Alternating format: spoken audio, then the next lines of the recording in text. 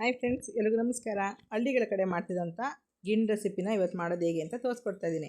3/4 ಲೀಟ್ರಷ್ಟು ಇಲ್ಲಿ ಗಿಣ್ಣು ಹಾಲಿದೆ. ಗಿಣ್ಣು ಹಾಲು ಜೊತೆಗೆ ಅರ್ಧ ಲೀಟ್ರಷ್ಟು ಪ್ಯಾಕೆಟ್ ಹಾಲು ಕೂಡ ನಾನು ಆರೆಂಜ್ ಪ್ಯಾಕೆಟ್ನ ಹಾಕ್ಕೊಂಡು ಕಾಯೋದಕ್ಕೆ ಇಟ್ಕೊಳ್ತಾ ಇದ್ದೀನಿ. ಒಂದು 100 ml ಅಷ್ಟೇ ನೀರನ್ನ ಗಿಣ್ಣು ಹಾಲು ಇದು ಪಾತ್ರೆಗೆ ಹಾಕಿ ಹಾಕ್ಕೊಳ್ತಾ ಇದ್ದೀನಿ. ಅದು ಸಿಮ್ಮೇಲೆ ಒಂದು 15ರಿಂದ 20 ನಿಮಿಷ ಕುದೀಲಿ. ಅಷ್ಟರಲ್ಲಿ ಒಂದು 2 ಕಪ್ ಅಷ್ಟು ಬೆಲ್ಲನ ಪುಡಿ ಮಾಡಿ ಹಾಕ್ಕೊಂಡು ಸ್ವಲ್ಪ ನೀರು ಹಾಕಿ ನೆನೆಯೋದಕ್ಕೆ ಇಟ್ಕೊಳ್ತಾ ಇದ್ದೀನಿ. ಕುದಿಸ್ಕೊಂಡು ಅದನ್ನು ಸೋಸ್ಕೋಬೇಕಾಗುತ್ತೆ. ನಂತರ ನಾವು ಫಿಲ್ಟ್ರ್ ಮಾಡಿ ಅದಕ್ಕೆ ಕೊನೆಯಲ್ಲಿ ಹಾಕ್ಕೊಳ್ಳೋಣ. ಒಂದು ಅರ್ಧ ಕಪ್ಪಷ್ಟು ಕಡಲೆಕಾಯಿ ಬೀಜನ ಡ್ರೈ ರೋಸ್ಟ್ ಮಾಡಿ ತೆಗೆದಿಟ್ಕೊಂಡಿದ್ದೀನಿ. ಹಾಗೆ ಅರ್ಧ ಕಪ್ಪಷ್ಟು ಚಿರೋಟಿ ರವೆ ಅಥವಾ ಮೀಡಿಯಮ್ ರವೆ, ಬಾಂಬೆ ರವೆ, ಅದನ್ನು ಫ್ರೈ ಮಾಡಿ ಉಪ್ಪಿಟ್ಟು ರವೆ ಮಾಡ್ತೀವಲ್ಲ ಆ ರವೆನ ಫ್ರೈ ಮಾಡಿ ತೆಗೆದಿಟ್ಕೊಳ್ತಿದ್ದೀನಿ. ಈಗ ಬೆಲ್ಲ ಕೂಡ ಕುದಿಯೋದಕ್ಕೆ ಇಟ್ಟಿದ್ದೀನಿ. ಹಾಲು ಕೂಡ ಕುದೀತಾ ಇದೆ. ಅಷ್ಟರಲ್ಲಿ ಕಡಲೆಕಾಯಿ ಬೀಜ ಸಿಪ್ಪೆ ತೆಗೆದು ತೊಗೊಳ್ಳೋಣ. ನಾವೊಂದು ಪುಡಿ ಮಾಡ್ಕೋಬೇಕು. ಅದಕ್ಕೆ ಮತ್ತು ಐಟಮ್ಸ್ ಏನೇನು ಬೇಕು ನೋಡ್ಕೊಳ್ಳೋಣ. ಕಡಲೆಪುರಿ ಇದೆ, ಹುರ್ಗಡ್ಲೆ ಇದೆ, ಒಣ ಕೊಬ್ಬರಿ ಇದೆ. ಇದು ಗಟ್ಟಿ ಅವಲಕ್ಕಿ ತೊಳೆದು ಇಟ್ಕೊಂಡಿದ್ದೀನಿ, ನೆನೆಸೋದು ಬೇಡ, ಜಸ್ಟ್ ತೊಳೆದು ಇಟ್ಕೊಳ್ಳಿ. ಒಂದು ಮಿಕ್ಸಿ ಜಾರ್ಗೆ ಹುರಿದಿರೋಂಥ ಕಡಲೆಕಾಯಿ ಬೀಜನ ಸಿಪ್ಪೆ ತೆಗೆದು ಹಾಕ್ಕೊಳ್ತಾ ಇದ್ದೀನಿ. ಹಾಗೆ ಹುರ್ಗಡ್ಲೆ ಹಾಕ್ಕೊಳ್ತಾ ಇದ್ದೀನಿ, ಒಣ ಕೊಬ್ಬರಿ, ಹಾಗೆ ಏಲಕ್ಕಿ ಪುಡಿ ಇಷ್ಟನ್ನು ಹಾಕ್ಕೊಂಡು ಜಸ್ಟ್ ಆನ್ ಆ್ಯಂಡ್ ಆಫ್ ಮಾಡಿಕೊಂಡು ತರಿಯಾಗಿ ಪೌಡರ್ ಮಾಡ್ಕೋಬೇಕು. ಇದು ಕೊನೆಯಲ್ಲಿ ಹಾಕೋದಕ್ಕೆ ತುಂಬ ರುಚಿ ಕೊಡೋದು ಇದೇನೇನೆ.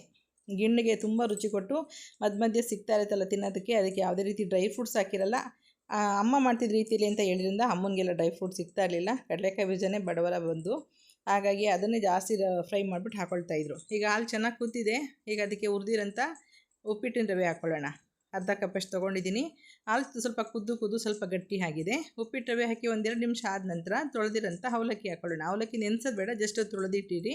ಸ್ವಲ್ಪ ಸಾಫ್ಟಾಗಿರುತ್ತೆ. ಹಾಲಲ್ಲಿ ಚೆನ್ನಾಗಿ ಬೆಂದಾಗ ಟೇಸ್ಟ್ ಚೆನ್ನಾಗಿರುತ್ತೆ. ನಂತರ ಕಡಲೆಪುರಿ ಕೂಡ ತೊಳೆದು ಹಾಕ್ಕೊಳ್ತಿದ್ದೀನಿ. ನಂತರ ಕೊನೆಯಲ್ಲಿ ಬೆಲ್ಲದ ನೀರು ಹಾಕ್ಕೊಳ್ಳೋಣ. ಬೆಲ್ಲ ಸಾಕಾಗಿಲ್ಲ ಅಂದರೆ ಇನ್ನು ಸ್ವಲ್ಪ ಕುದಿಸ್ಬಿಟ್ಟು ಹಾಕ್ಕೊಳ್ಳಿ, ಅಥವಾ ಸಕ್ಕರೆ ಕೂಡ ಹಾಕ್ಕೊಳ್ಬಹುದು. ಅದೆಲ್ಲ ಮಿಕ್ಸ್ ಆದ ನಂತರ ಕೊನೆಯಲ್ಲಿ ಪುಡಿ ಹಾಕ್ಕೊಳ್ಳೋಣ. ಅವಲಕ್ಕಿ ರವೆ ಎಲ್ಲ ಚೆನ್ನಾಗಿ ಬೇಯಬೇಕು. ಇಲ್ಲ ಅದಕ್ಕಿಂತ ಮುಂಚೆ ಬೆಲ್ಲದ ನೀರು ಹಾಕ್ಬಿಡಿ. ಅದೆಲ್ಲ ಬೆಂದ ಮೇಲೆ ಬೆಲ್ಲದ ನೀರು ಹಾಕ್ಕೊಂಡು ಕೊನೆಯಲ್ಲಿ ಏನು ಪುಡಿ ಮಾಡಿದ್ದೀವಿ ಹಾಕ್ಕೊಂಡೆ ಫೈನಲ್ ಟಚ್ ಇದು. ಬೇಕಂದರೆ ಮೇಲಿಂದ 1 ಟೀ ಸ್ಪೂನಷ್ಟು ತುಪ್ಪ ಹಾಕ್ಕೊಳ್ಳೋಣ. ಎಷ್ಟು ಚೆನ್ನಾಗಿರುತ್ತೆ ಅಂದ್ಕೊಂಡಿದ್ದೀರಾ. ಈ ರೀತಿ ದೊಣ್ಣೆನಲ್ಲೇ ಮಾಡಿದ್ರೆ 1 ಗಂಟೆ ಆಗೋದಿಲ್ಲ, ತಳ ಹಿಡಿಯೋದಿಲ್ಲ, ಮತ್ತು ಕೈ ಕೂಡ ಬಿಸಿ ಆಗೋದಿಲ್ಲ. ಹಾಗಾಗಿ ಮುದ್ದೆ ಕೋಲಿನಲ್ಲೇ ನಾನು ಮಾಡ್ತಾಯಿದ್ದೀನಿ. ಇದನ್ನು ಬಿಸಿ ಇದ್ದಾಗೂ ಕೆಲವರು ತುಂಬ ತಿನ್ನೋದಕ್ಕೆ ಇಷ್ಟಪಡ್ತಾರೆ. ನಮ್ಮ ಮನೇಲೆಲ್ಲ ಆಲ್ಮೋಸ್ಟು ನೈಟ್ ಮಲಗಬೇಕಾದ್ರೆ 10 ಗಂಟೆಗೆ ಮಾಡಿಬಿಟ್ಟು ಮಲ್ಕೊಳ್ತಿದ್ರು. ಬೆಳಗ್ಗೆ ಎದ್ದ ತಕ್ಷಣ ಮೊಸರು ಅಥವಾ ತುಪ್ಪ ಹಾಕ್ಕೊಂಡು ತಿಂತಾರೆ. ತುಂಬ ಚೆನ್ನಾಗಿರುತ್ತೆ. ನಾನಿಲ್ಲಿ ತುಪ್ಪ ಹಾಕ್ಕೊಂಡು ಸರ್ವ್ ಮಾಡ್ತಾಯಿದ್ದೀನಿ. ಸೇಮ್ ನಮ್ಮಮ್ಮ ಯಾವ ರೀತಿ ನಮಗೆ ಹಸುಗಳಲ್ಲಿ ಹಾಲಾಗಬೇಕಾದ್ರೆ ಮಾಡಿಕೊಡ್ತಿದ್ರು ಗಿಣ್ಣು, ಅದೇ ಥರ ಟೇಸ್ಟ್ ಇತ್ತು. ಅವ್ರನ್ನೇ ಕೇಳಿ ಮಾಡಿದ್ದು. ನೀವು ಕೂಡ ಒಂದು ಸಲ ಈ ಥರ ಗಿಣ್ಣು ಸಿಕ್ಕಿದಾಗ ಮಾಡಿ ನೋಡಿ. ರುಚಿ ಹೇಗಿದೆ ಅಂತೇಳಿ ಕಮೆಂಟ್ ಮೂಲಕ ತಿಳಿಸೋದು ಮರಿಬೇಡಿ. ಓಕೆ, ಬಾಯ್.